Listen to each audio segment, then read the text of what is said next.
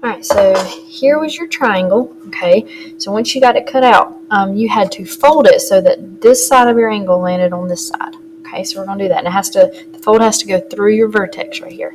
So we're going to fold it. And make my fold go straight through my vertex. Okay. Alright, so then when we opened it up, notice it made two angles right here. Alright, and hopefully you traced your line. And the question was, what do you know about these two angles now? I'm just going to call them angle 1 and angle 2. Okay?